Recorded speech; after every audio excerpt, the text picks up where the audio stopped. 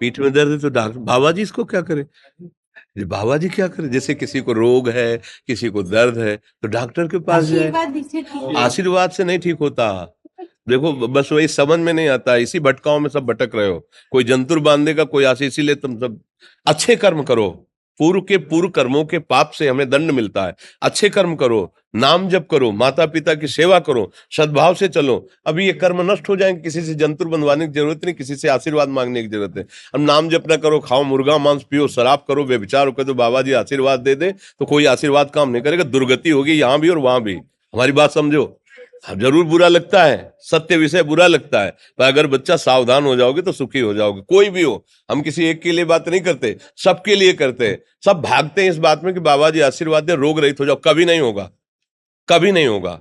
तुम्हारे आचरण ठीक होंगे तब तुम्हारा सब काम बनेगा। हाँ देखो ना, खा रहे हैं जीवों को उबाल उबाल करके मांस, पी रहे हैं शराब, कर रहे हैं बेविचार, बुद्धि भ्रष्ट होगी और नष्ट होना पड़ेगा, क्योंकि आचरण गलत है। कोई आशीर्वाद किसी का काम नहीं करेगा। आप अच्छे आचरण करो, माता पिता की सेवा करो, परिवार की सेवा करो, समाज की सेवा करो, नाम जप करो। शरीर में कोई छोटे मोटे कष्ट आवे उनको सह जाओ, आगे चलकर आप देखो कि कैसी उन्नति होती, अच्छा होगा, मंगल होगा। इस ब्रह्म में ना रहना किसी के आशीर्वाद से कुछ हो जाता है। हम आपको पक्की बात बताते हैं कि आज बाबा के यहाँ गए थे यार, पीठ में दर्द कम हो गया। ये तुम्हारा पुण्य लग गया, पुण्य बन गया, तुम्हारा कर्म। तुम आए ना यहाँ, तो जो जो पाग आगे धरे कोटिन यज्ञ समान, साधु दर्शन के लिए भाव से आए तो तुम्हारा वो रोग नष्ट हो गया, तुम्हारे कर्म से नष्ट हुआ। तुम सत्कर्म किए ना, उससे कर नष्ट हुआ। बात समझो बच्चा, आप हमारे घर के हो सब। आशीर्वाद देने से हम कई बार कहा कि अगर तुम सुखी हो जाओ तो हम किसी से न मिले, चुपचाप अपने कमरे में बैठे केवल आशीर्वाद देते रहे सबको। लेकिन नहीं सुखी होगे। सुखी होगे तुम अपने कर्म से। को न काहू के सुख दुख कर दाता, और निज कृत कर्म भोग सुन भ्राता। हे भाई, अपने कर्म का भोग ही आपको भोगना पड़ेगा। कोई भी तुम्हारे कर्म को नहीं मिटा सकता, एकमात्र भगवान। एकमात्र भगवान, मेरी बात मान लेना। उनकी शरण में और नाम जप करो, सब ठीक हो जाएगा।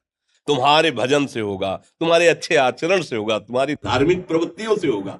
अब ये बात ना समझो तो फिर हम क्या कह सकते हैं? नहीं, हाँ यही तुम्हारा जन्मदिन की सफलता है कि हमारी बात मान लो, राधा राधा रटो, कोई नशा मत करना, अपने माता पिता की सेवा करो, समाज की सेवा करो जितना। और जो कष्ट है वो स्थायी नहीं है।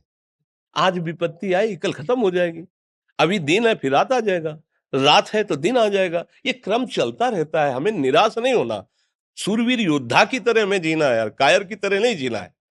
जी।